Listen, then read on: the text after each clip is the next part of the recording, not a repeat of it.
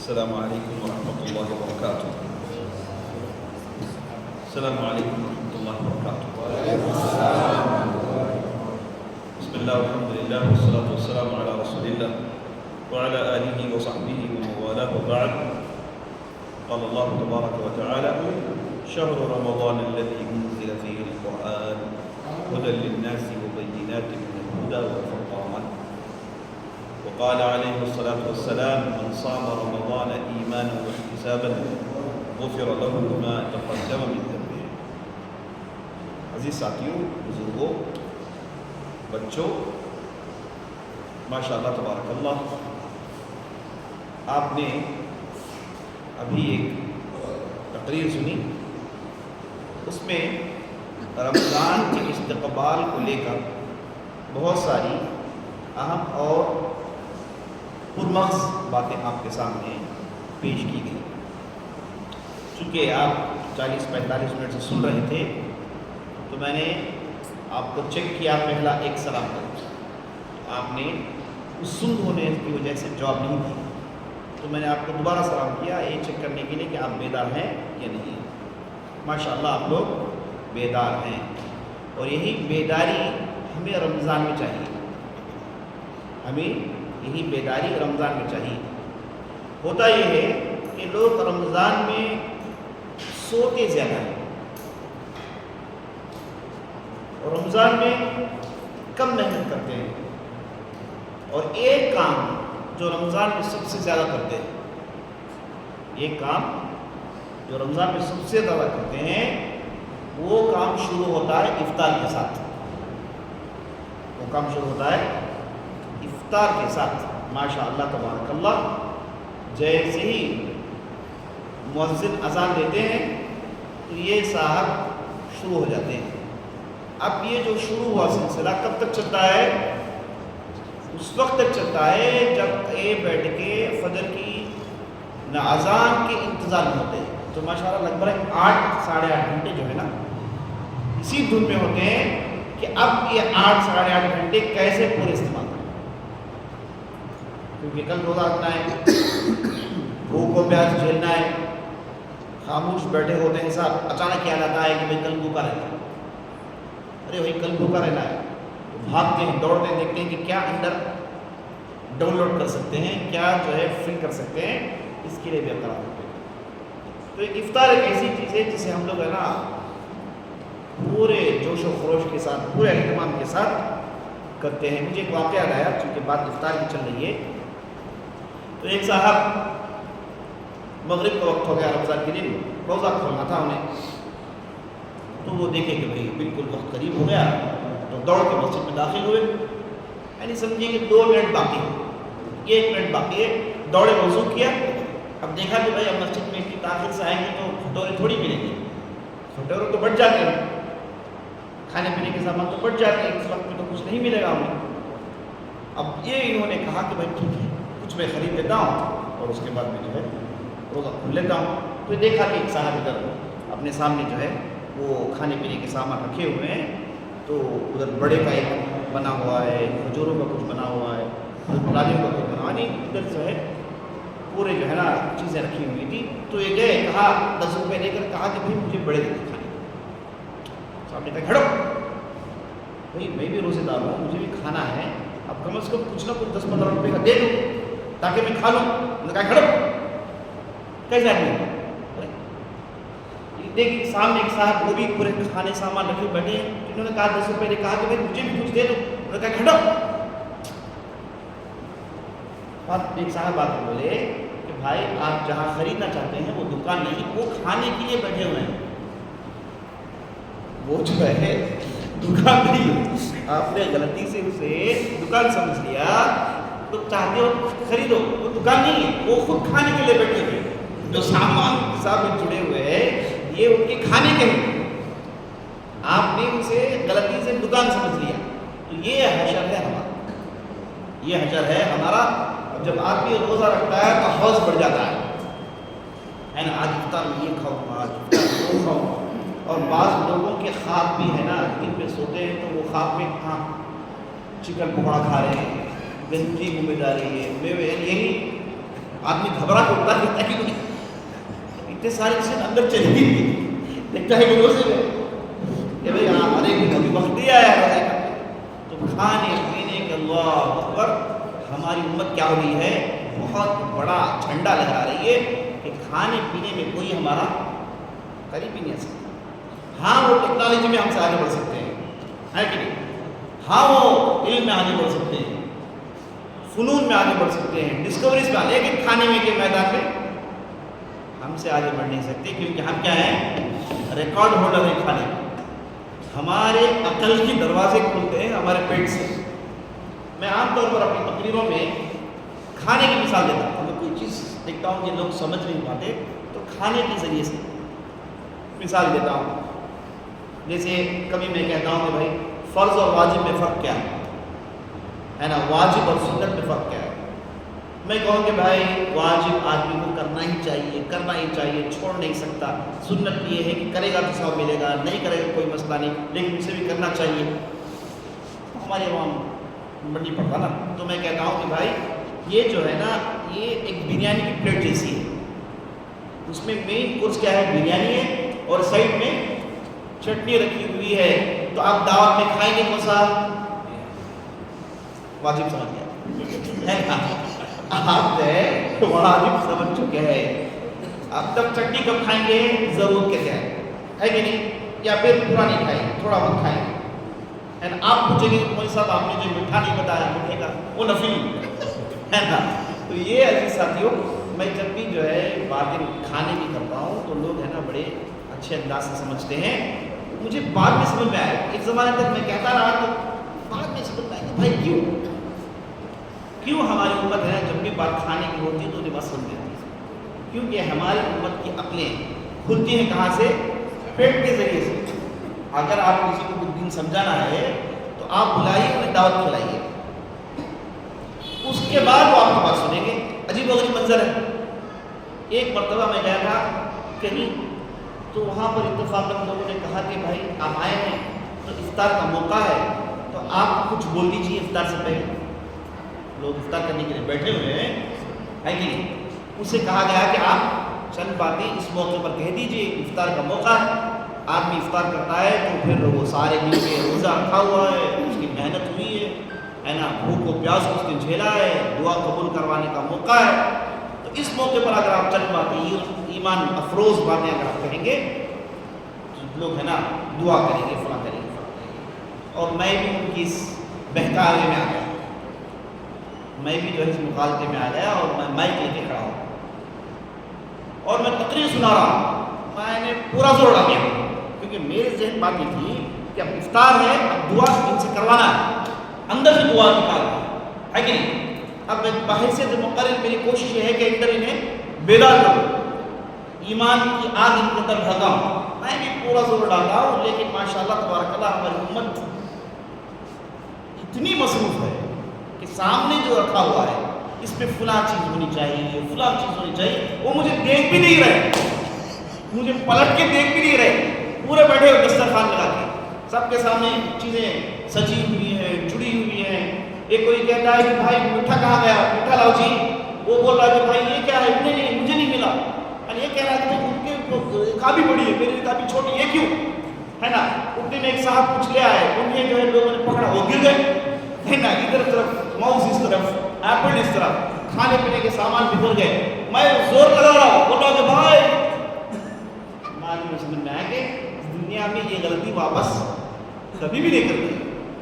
کبھی بھی غلطی کیا ہے، افطار کے موقع پہ آپ دوبارہ کبھی بھی تقریر کرنے کے لیے مت کھڑے، کیونکہ یہ امت ہے نا پیٹ پالو ہے، انہیں پیٹ کی بات جب آ گئی عقل کی بات نہیں چڑھتی، یہاں جو بات داخل ہوتی ہے وہ داخل نہیں ہوتی، کیونکہ معاملہ پیٹ کا ہے۔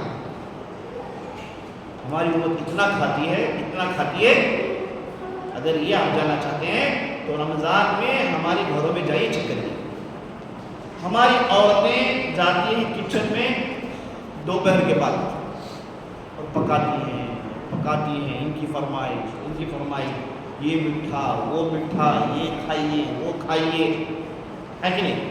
روزہ ہے، کھانا ہے، کھلانا ہے۔ اب جو ہے مغرب تک پکاتی رہی اور اس کے بعد بیٹھے کھانا ہی کھانا ہے، کھانا ہی کھانا ہے. اور بعض لوگ ہے نا اب روزہ کھولنے کا وقت آیا تو ان کے جسم میں حال اتارتا ہے. کیا ارے بھائی کیا ہے، پانی سے تھوڑے سے کام نہیں چلے گا؟ نہیں افطار کیا 10-15 آئٹم سامنے رہنا ہے نا، کڑل پاچی ہونا اس کے بدل کام کی ہوتا ہے نا، گنجی ہونا، بڑے ہونا، دہی ہونا، فلاں ہونا. ماشاء اللہ تبارک اللہ، یہ کھانے پینے کے میدان میں ہم لوگ بہت ہی آگے ہیں. اب جب آدمی اتنا کھا لیتا ہے اس کے بعد آپ کو مغرب کی نماز پڑھنی ہے، جب جاتا ہے مغرب کی نماز پڑھنے کے لیے بالکل بھی نہیں، کیونکہ اس نے کھایا ہے کہاں سے کہاں تک، ناف کے نیچے لے کے حلق تک اس نے کھایا ہے، یعنی کمپلیٹ فل، کوئی موقع نہیں ہے اندر ڈالنے کا. اگر اس کے بعد اگر کچھ اندر ڈالے تو برباد ہو جائے گا نا. ایک دم جو ہے فل کر کے اب یہ گیا ہے مسجد میں.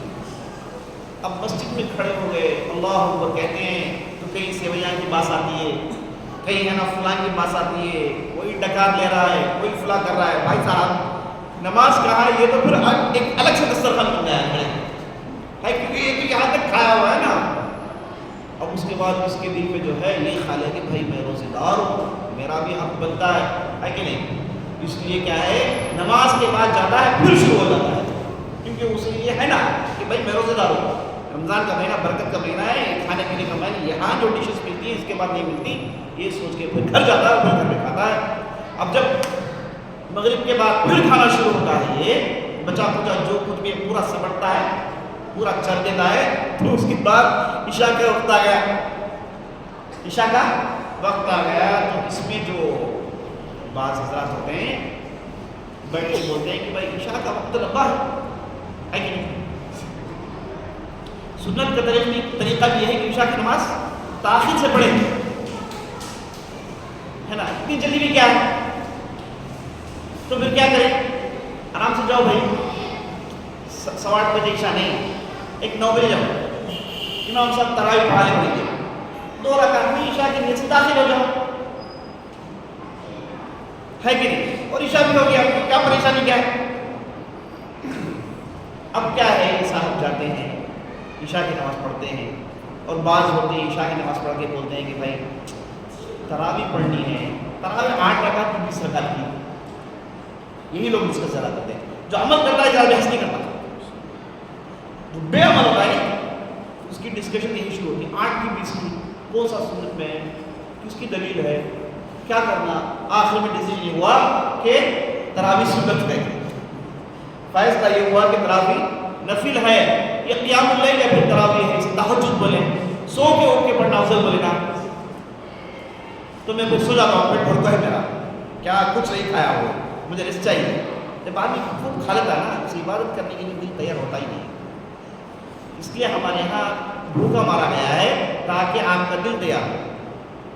جب آدمی پیٹ میں اس کے چوہے دوڑتے ہیں تو وہ آدمی اس کا دل اور دماغ تیار ہوتا ہے عبادت کرنے کے لیے. کہا جاتا ہے سائنسی اعتبار سے اگر کسی نے 3-4 روزے رکھ لیے اس کے بعد اسے بھوک نہیں لگتی. 3-4 روزے رکھ لیے لیکن روزے ڈھنگ سے رکھیں. افطار میں جو ہنگامہ مچاتے ہیں وہ اگر کوئی مچائے نہیں، نارمل اس کا افطار ہو تو یاد رکھ لیں 3-4 دن کے بعد آدمی کو بھوک نہیں لگتی. اس کے بعد وہ ہلکا محسوس کرتا ہے، اس کے کھڑنے ہونے میں ہلکا اسے محسوس ہوتا ہے اور اسے خوشی ہوتی ہے، قسم کی سعادت ملتی ہے. نتیجہ جب پیٹ خالی ہوتا ہے، صحت اچھی ہوتی ہے، تو یہ طبی اعتبار سے بھی کہا جاتا ہے کہ ایسے ہارمونس سیکریٹ ہوتے ہیں جس سے آدمی کو خوشی ہوتی ہے، آدمی کو سعادت، چین و سکون ہوتا ہے. ہاں، لیکن ہم نے یہ ساری نعمتوں کو برباد کر دیا، کھا کھا کے پوری نعمتوں کو برباد کر دیا. بعد میں فیصلہ ہوتا ہے کہ میں تراویح نفل ہے نا، اسے میں سو کے اٹھ کے میں تہجد کے ساتھ پڑھوں گا. اس کے بعد عشاء کے بعد کیا ہے، تھوڑی دیر کے لیے لیٹ کے راحت لے لیں گے. چونکہ بات ابھی روزہ رکھا ہے میں نے، پھر وہ تھوڑی دیر کے لیے سوتا ہے. اب جب سوتا ہے تو ہوتا کیا ہے، سو ہی جاتا ہے، سو کر ہی وہی ہو جاتا ہے جو ہوتا ہے. اس کے بعد اب اسے جو ہے آپ جائیے، لوگ جاتے ہیں اسے سحری کے لیے اٹھاتے ہیں. بھائی صاحب سحری کا وقت ہو گیا ہے. ہمارے لوگ سب بھولیں گے لیکن سحری میں یہاں وہ ضروری ہے نا. سحری میں اٹھنا ضروری ہے. اس میں اٹھ کے فلاں چیزیں بننی ہے, فلاں چیزیں کھانی ہے. اب اس پر ضوابط یہ ہوتا ہے کہ سحری میں نیند میں زیادہ کھایا نہیں جاتا, تو وہ آئٹم بناؤ جو زیادہ کھایا جائے, ہے نا. اس آئٹم کو تیار کرو جو زیادہ کھایا جائے. نیند میں زیادہ کھانا نہیں ہوتا, تو حکم ہو کے ایسے آئٹم تیار ہو گئے جو زیادہ پیٹ کے اندر جائے. اب انہیں اٹھایا جائے کہ اٹھو بھائی سحری کا وقت ہو گیا, اٹھو سحری کا وقت ہو گیا. اب اٹھتے وہ سحری کو صاحب اور پھر شروع ہو گئے, کھایا. اب اس کے بعد پورا روزہ ستیاناش ہو گیا. آدمی جب کم کھاتا ہے تو اس کا دماغ عبادت میں ہوتا ہے, عبادت میں اسے مزہ آتا ہے. اسی لیے اس مہینے میں روزہ بھی رکھا گیا, تراویح بھی رکھی, قیام اللیل بھی رکھا گیا, اور قرآن کے پڑھنے کو بھی رکھا گیا, اور فضول باتوں سے بھی روکا گیا. من لم يدع قول الزور والعمل به فليس لله حاجة في أن يدع طعامه وشرابه. جو آدمی گندی بات زبان سے روک نہیں پاتا اور عمل اچھے نہیں کر پاتا, اس کا بھوکے مرنے سے کوئی فائدہ نہیں. اس کا بھوکے مرنے سے رمضان میں کوئی فائدہ نہیں. نہ اس کے زبان میں قابو کیا ہے, نہ اس کے اندر عمل ہے, تو پھر خامخواہ بھوکے رکھنے کی کیا ضرورت. یہ نبی صلی اللہ علیہ وسلم کہہ رہے ہیں, مانا یہ کہ تم روزہ رکھو تو کار خیر میں مصروف ہو جاؤ, زبان کو صحیح استعمال کرو, دماغ کو ڈھنگ سے رکھو, آنکھوں کی پابندی کرو, حلال چیزیں سنو. جب آدمی ان چیزوں کو کرتا ہے یہ روزے میں مزہ آتا ہے, روزے میں مزہ آتا ہے. لیکن ہم لوگوں نے اس کا ستیہ ناش بھی مار دیا نا, کھا پی کے نا اس کی پوری جو ہے چنگی بوٹی اڑا دی. اب غیر مسلمانوں سے اگر آپ پوچھیں گے کہ بھائی ایک بار ہوا ہے کہ ہمارے یہاں پروفیسر تھے کالج میں, وہ دینیات کلاس چلا رہے تھے. اب جیسے دینیات چلا میں 2-3 ہندو بچے دیکھے غیر مسلمان, تو انہوں نے کہا کہ بھائی کلاس میں کتنے غیر مسلمان ہیں, کھڑے ہو جاؤ. تو 4-5 کھڑے ہوئے. انہوں نے کہا کہ بھائی یہ موقع ہے کہ اسلام کی طرف دعوت دے دیں گے. تو انہوں نے اسٹوڈنٹ سے پوچھا کہ آپ اسلام کے بارے میں کیا چاہتے ہیں. تو اسٹوڈنٹ تھا, یہ اسٹوڈنٹ اس نے تھوڑی دیر کے لیے سر کھجایا. اس کے بعد کہا کہ آپ کے یہاں بریانی بڑی اچھی بنتی ہے.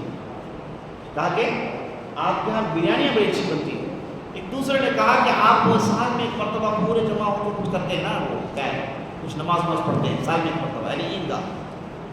یعنی غیر مسلمانوں کو ہم نے جو نمائندگی کی ہے اسلام کی, ہم نے جو اسلام پریزنٹ کیا ہے غیر مسلمانوں کیا فرق کیا ہے کہ ہمارے ولیموں میں کھانے اچھے ملتے ہیں, ہمارے دعوتوں میں کھانے اچھے ملتے ہیں, ہم بریانی بڑی اچھی بناتے ہیں. ارے بھائی صاحب پورا عمدہ کر دیا نا, پورا عمدہ کر دیا ہے. اسلام جس مقصد سے آیا اور ہم مسلمان اسلام کی جو نمائندگی کر دی ہے, پورے کا پورا مار کھا گیا. وہ اس کو یہ نہیں کہا کہ مسلمان وہ ہوتے ہیں جو تجارت میں ان کی جو ہے بات چیت صحیح ہوتی ہے, جھوٹ نہیں بولتے ہیں تجارت میں, دھوکے بازی ان کے پاس نہیں ہوتی ہے. اس نے کہا ہی نہیں. اس یہ بھی نہیں کہا کہ مسلمان ہے نا وہ گندی چیزیں حرام, مطلب جیسے شراب ہو گیا, چرس ہو گیا, گانجا ہو گیا, گندا ناچ ہو گیا, ان چیزوں کی خرید مسلمان جاتے نہیں. میرے ساتھی کوئی نہیں کرتے, اس لیے نہیں کہا. یعنی یہ سب وہ عام لوگوں کی طرح ہی ہے. تو پھر کیسے پراپر اسلام کا ریپرزنٹیشن؟ انہی کھانوں کے پلیٹوں کے پیچھے, خوابوں کے پیچھے گھوم رہے ہیں. تو اسی ساتھیوں امت برباد ہوتی رہے گی. ہم کو بیدار ہونا چاہیے, ہم کو اس سیناریو کو بدلنا چاہیے. رمضان کو اللہ کے لیے, آنے والے رمضان کو کھانے پینے میں آپ مت ڈالیے. کھانا ضروری ہے. آپ کہیے پھر کیسے, کھانا ضروری ہے بھائی, لیکن اتنا سیریس معاملہ نہیں ہے نا. بعض لوگ رمضان کی ایسی خریداری کرتے ہیں ایسے لگتا ہے کہ اس کے بعد مارکیٹ ختم ہی ہو جائے, آخری موقع ہے, اس کے بعد مارکیٹ نہیں کھلے گا. جیسے لوگوں نے کورونا میں جو شاپنگ کی ویسے کرتے ہیں, یہ باٹل میں لکھوں بھائی صاحب دکان میں ساز و سامان آپ کو 24 گھنٹے ملیں گے. اتنا سیریس ہو کے کرنے والی چیز نہیں ہے کہ نہیں. اور دنیا میں اصول یہ ہے کہ جو کم کھاتا ہے آدمی وہ لمبی زندگی جیتا ہے. زیادہ کھانے والا جلدی مر جاتا ہے. جو آدمی پیٹ بھر کے کھائے اسے تو نبی صلی اللہ علیہ وسلم نے کہنے کیا بات بتائی. نبی صلی اللہ علیہ وسلم نے کہا کہ مسلمان ایک پیٹ سے کھاتا ہے, کافر کے پیٹ 7 ہوتے ہیں. مانا ایک آدمی اتنا کھا جاتا ہے, کافر کے پیٹ 7 ہوتے ہیں. اور نبی صلی اللہ علیہ وسلم نے ساری دنیا میں جتنے بھی ڈاکٹرز ہیں ان تمام ڈاکٹرز کے تمام طبی صلاحیت, تمام ان کی محنت, تمام ان کے ڈسکوریز آپ صلی اللہ علیہ وسلم نے ایک ہی حدیث میں ختم کر دیا. بیماریوں کا علاج ایک ہی حدیث میں سنا دیا. کہا کہ بھائی جب آپ کھاتے ہیں تو آپ اپنے پیٹ کے 3 حصے کریں. ایک حصہ سالڈس کے لیے ہے نا, وٹامنس, پروٹینس, کاربس. ایک حصہ کھانے کے, یعنی دوسری زبان میں گوشت, مچھلی, چاول ہے نا. ہم سب میرے بات دیکھیے زندگی کے ساتھ دیکھیے آپ, میرا یہ سب میرے بات. اس کے بعد ایک حصہ جس میں لکوڈ پانی ہو, اور ایک حصہ کیا ہو, کھیر, گنجی, بڑے نہیں. ایک حصہ خالی ہو, خالی. ہم میں سے کئی لوگوں کو پیٹ خالی کیا ہوتا ہے معلوم ہی نہیں. پیٹ خالی کیا ہوتا ہے معلوم نہیں. چار والے کھا لے اتنی تو عادت یہ ہے کہ یہاں تک کھائے نا, پیٹ فل کھائے. اور گھر میں یہی کہتے ہیں اچھا کھاوا, تار لے کو کھا, پیٹ بھر کو کھا. نوجوان کھانے کی عمر, کھا ہے نا. اس سے پہلے والے لوہے چبا کو ہے کیا کر دیے, فلاں کر دیے. تربیت ہی غلط ہے.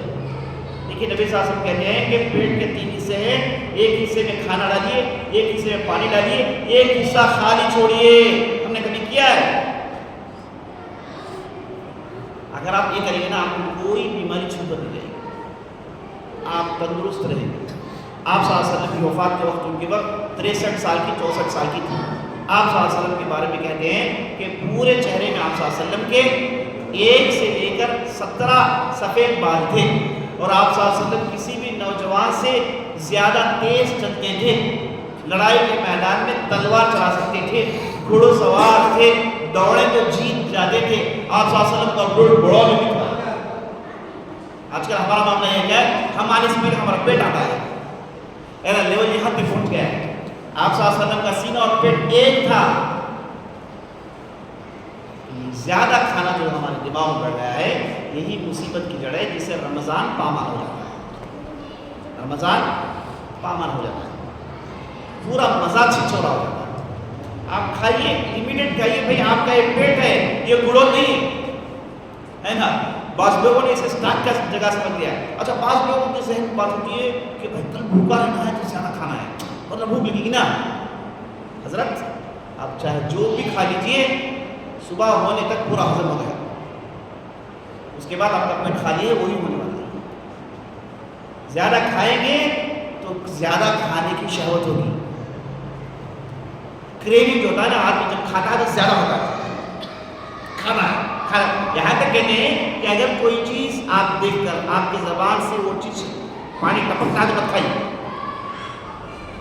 بعض لوگ کہہ رہے ہیں کہ یہ کیسا ظلم ہے مولوی صاحب, دیکھتے ہی زبان میں پانی ٹپکتا وہی تو کھانا چاہیے. نہیں کھائیے, کیونکہ وہ آپ کھائیں گے تو آپ کی زبان کو عادت پڑ جائے گی, جب بھی وہ چیز دیکھے گی پانی ٹپکائے گی,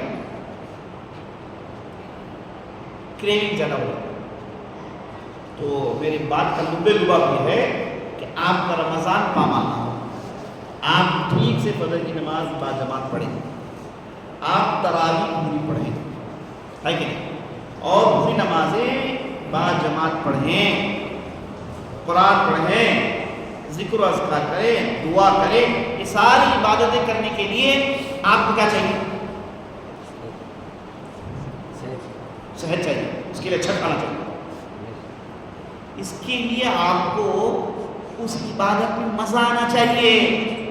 کوئی بھی کام انسان اس وقت کرتا ہے جب وہ کام کو وہ انجوائے کرتا ہے. اگر آپ سے کوئی کام میں کہوں کہ بھائی آپ انجوائے نہیں کر رہے ہیں تو آپ وہ کام نہیں کر سکتے. اگر آپ مجبوری میں کریں گے تو آپ کے پورے کریٹیوٹی ختم ہو جائے گی, آپ کی پوری صلاحیت بیکار ہو جائے گی. آدمی کوئی بھی کام کرے وہ کام کرنے میں اسے انجوائے ہو, مزہ آئے.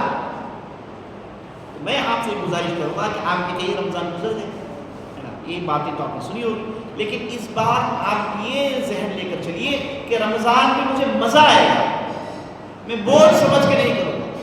تراویح جانے کے لیے میرے پیر خطبہ کو مسجد کی طرف بھاگے، ہے نا، جیسے کوئی بھی چیز ہے یا پھر کوئی آپ کو شاپ میں کہا گیا کہ بھائی یہاں پر آپ کو ڈسکاؤنٹ ہے تو آپ خطبہ کو چلے جاتے ہیں خریدنے کے لیے، غصہ سمجھ میں نا، جیسے کھانے کی مثال نہیں ہے۔ اگر آپ سے کہا گیا کہ بھائی 8 بجے آپ کو جو ہے بریانی دیا جائے گا تو کیسے آپ اٹھ کے بھاگتے ہیں؟ ویسے تو آپ مسجد میں آپ کے پیر خطبہ کو تیار ہوں، ایک نماز کے بعد دوسرے نماز کا انتظار کریں۔ آپ کو عبادت کے بارے میں معلوم ہے کہ نہیں؟ ایک عبادت مستقل یہ ہے کہ ایک نماز کے بعد دوسرے نماز کا انتظار کرنا۔ نبی صلی اللہ علیہ وسلم نے بہت ساری باتیں بتائی، آپ نے نماز پڑھ لی، دوسرے نماز کا آپ کو انتظار، یہ کب ہوگا؟ پتہ ہے نبی صلی اللہ علیہ وسلم نے کیا کہا؟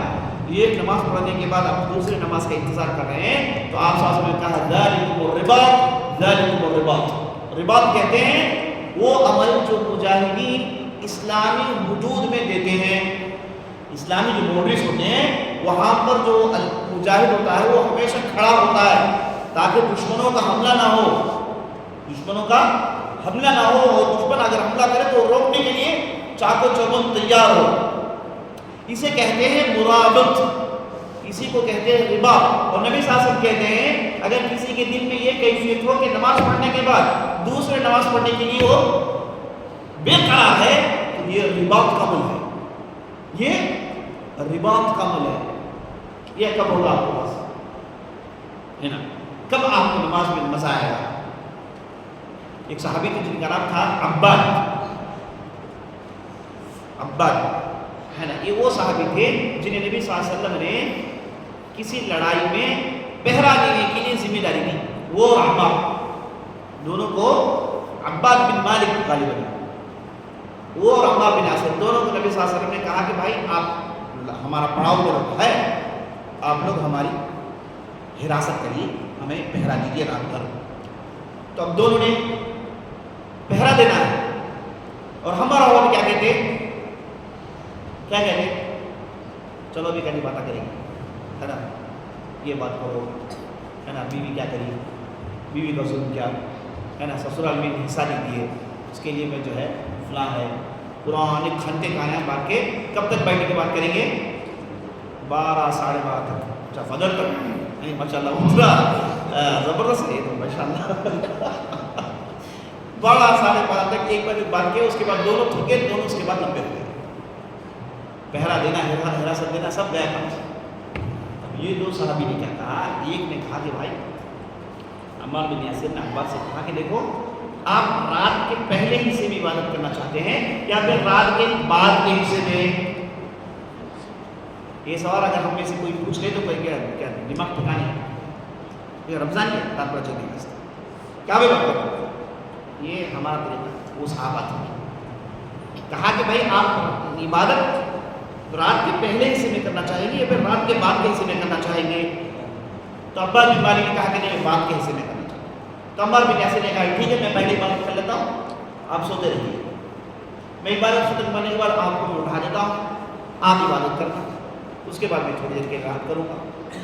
واہ کیا بہترین اتفاق ہے، کیا زبردست اتفاق ہے، کون کرتے ہیں ہم نے سیکھا، کبھی کرنے کے بارے میں سوچا ہے کہ نہیں؟ افسوس، کیونکہ ہمیں عبادت میں مزہ نہیں آتا۔ پرابلم آئے ان لوگوں کو عبادت میں مزہ آتا تھا، اس لیے عین موقع کو کہہ رہے ہیں کہ بھائی میری رات کی جو عبادت ہے وہ مس نہ ہو جائے۔ یہ کون کرے گا؟ جسے مزہ آتا ہے وہی کرے گا، جو بوجھ سوچ کے کرتا ہے نا وہ نہیں کر سکتا۔ بھائی صاحب مزہ کب آئے گا؟ جب آپ اسے سیریسلی عزم مصمم کے ساتھ کرنا چاہتے ہیں اور اس عبادت کے فوائد، اس کے فائدے سے آپ واقف ہیں۔ خدا کی قسم اگر کسی نے روزے کی طرح رکھا اس کا من کہے گا کہ میں سال بھر روزہ رکھتا ہوں۔ اسی لیے صحابہ دیکھتے ہیں، بعض صحابہ تھے سال بھر انہوں نے روزہ رکھا، بعض ایک دن روزہ ایک دن چھوڑتے تھے، بعض پیر ہم جو ہے جمعرات کے ہمیشہ روزے ہوتے تھے، اور بعض جو ہے مہینے کے 3 دن کے الگ سے روزے ہوتے تھے، اس کے علاوہ نفل روزے کی بھرمار ہوتی تھی۔ مزہ آتا تھا بھائی، تو ہم جا کے وہ کام کرنے کے بجائے جو ہم نہیں کر سکتے، پہلے ہمارے دل و دماغ کو تیار، پہلے ہمارے، تو اس کے بعد ہوا کیا؟ اب دیکھیے عبادت میں مزہ، عباد بن مالک کھڑے ہوئے نماز پڑھ رہے ہیں، تو وہاں سے مشرکین مکہ آ گئے، دیکھا کہ مسلمان پڑاؤ ڈالے ہوئے ہیں، اب موقع ہے کہ اوپر حملہ کر سکتے ہیں نہیں کر سکتے ہیں، یہ سوچ کے جب وہ آگے بڑھے دیکھا کہ ایک صحابی نماز پڑھنے کے کھڑے ہوئے ہیں، تو انہوں نے فوراً تیر نکالا اوپر مار دیا۔ عباد بن مالک نماز پڑھ رہے ہیں، تیر لگی نکال کے پھینکا نماز میں۔ ارے یہ کیا بات ہے؟ ہمیں اگر کچھ بھی پتھر بھی لگ جائے کیا کرتے ہیں؟ کون جی مارا سنے ہے نا، پتھر بڑا پتھر مار دو، اینٹ کا پتھر جو ہے، یہ اینٹ کا جو پتھر سے تم کھڑے ہو، تیر نکالے پھینکے، نماز مصروف ہے، یہاں تک کہ 3 مرتبہ تیر لگ گئے، بے ہوش ہو گئے۔ عمار بن ابی سفیان میں کیا ہو گیا؟ تو کہا کہ میں نماز پڑھ رہا تھا تیر لگے، کہا کہ میں پہلے اٹھانا تھا، اتنا خون چلے گا تھا، تو بعد میں انہوں نے ان کا علاج کیا، اور دشمن نے دیکھا کہ بھائی یہ کون آدمی تیر پر تیر مارے جا رہا ہوں، وہ کھڑا ہی ہے، ارے واہ یہ کیسا آدمی، اور اس کے بعد وہاں سے نکل گئے۔ کہا کہ بھائی یہاں پر پہرا اسٹرانگ ہے، ہم قافلے پر حملہ نہیں کر سکتے۔ تو ایسے نمونے ہم صحابہ کی زندگی میں دیکھتے ہیں، یہ مقام ہے جنہیں ہم اور آپ کو حاصل کرنا ہے اگر ہم صحیح معنی میں رمضان سے فائدہ اٹھانا چاہتے ہیں۔ دیکھیں رمضان میں آپ کو کرنا کیا ہے، کم از کم اتنا تو کریے نا، کم از کم اتنا کریے۔ پہلا کام، سحری میں آپ اٹھیے، سحری کھا لیجیے مختصر، اس کے بعد 2 رکعت نفل یا پھر 3 رکعت وتر، یہ یہاں پر پڑھ لیجیے، کم از کم اتنا تو وتر پڑھیے، دعا کریے، وتر پڑھیے دعا کریے۔ اگر آپ وتر میں ہیں آسان ہو جاتی ہے، کوئی مسئلہ نہیں، وتر مکمل کر سکتے آپ، یہ کام ٹھیک ہے۔ نمبر 2، روزے کے سارا دن جو ہے، پہلا کوشش کریے کہ ہر نماز تکبیر تحریمہ کے ساتھ، تکبیر تحریمہ کیا ہے؟ جب امام صاحب اللہ اکبر کہتے ہیں، جب ہم وضو کرنے کے بیٹھے تھے عام طور پر، ہے نا، رمضان میں آپ کیا کریے کہ تکبیر تحریمہ کے وقت امام کے پیچھے کھڑے تھے، اس کی کوشش کریے، چھوٹا سا پروجیکٹ، ہر نماز تکبیر تحریمہ کے ساتھ نہیں چھوٹنی چاہیے۔ اگر چھوٹ جائے تو کیا کریں گے؟ ایک چھوڑ گیا، پہلے نہیں چھوڑ گیا، عام طور پر یہ ہوتا ہے، سارا 3-4 ہفتے سوچے کہ بھائی یہ تکبیر تحریمہ بھی میرے نہیں چھوٹے گی، پہلے ہی صاحب گول ہو گئے، ارے کیا مت چھوڑی، کہیے کہ ایک مرتبہ کوئی مسئلہ نہیں آنے والے دن نکلے۔ اگر آپ رمضان میں آپ کا کچھ بھی مس نہ ہو تو رمضان سے پہلے 4-5 دن سے پہلے عادت ڈال لیجیے، تاکہ رمضان میں جائیں تو آپ کو دقت نہ ہو۔ تو ہر نماز تکبیر تحریمہ کے ساتھ، پہلے تہجد میں وتر دعا کے ساتھ، سارے دن میں نماز تکبیر تحریمہ کے ساتھ۔ عبادتیں بہت کرنی ہے، جس کے پاس کرنے کی استطاعت ہے، جو جانتا ہے الحمدللہ ضرور کرے، لیکن میں ہم جیسے کمزور لوگوں کے لیے ایک ایڈوائز کر رہا ہوں، جس میں بھی شامل ہوں، آپ بھی شامل ہوں۔ نمبر 3 یہ کریے گا، نمبر 3 یہ کریے گا کہ آپ یہ جو سنتیں ہیں، فرض فجر سے پہلے، ظہر کے پہلے، ظہر کے بعد، مغرب کے بعد، عشاء کے بعد، یہ جو سنتیں ہیں اسے پڑھیے، چیزیں مت چھوڑیے۔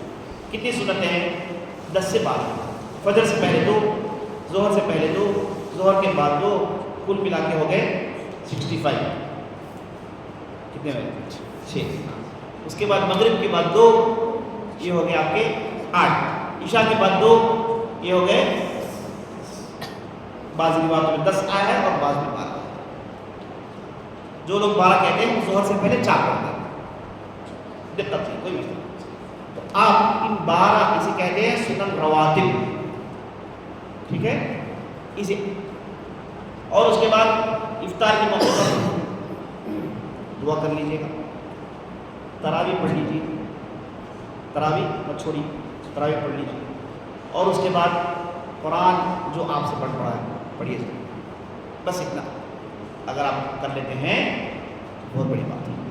اور سب سے اہم کیا ہے؟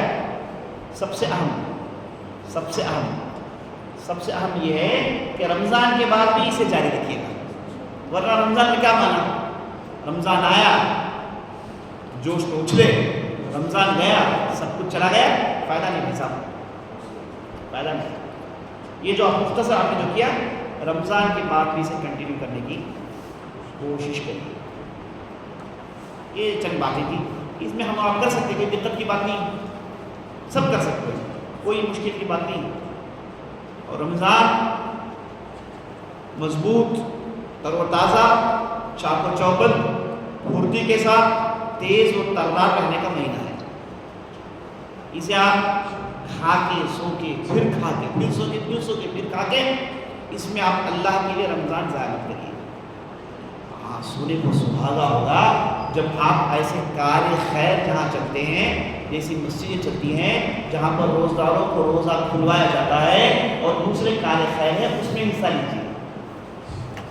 یہ خیر متعدی ہے، مطلب ایسا خیر جو دوسروں تک پہنچتا ہے، یہ تو سونے کو سہاگا ہوگا۔ اللہ سے دعا کرتے ہیں کہ ہمیں جو بھی کہا جو بھی سنائے اس کے مطابق عمل کرنے کی توفیق بخشے۔ سبحان ربک رب العزۃ عما یصفون وسلام علی المرسلین والحمد للہ رب العالمین۔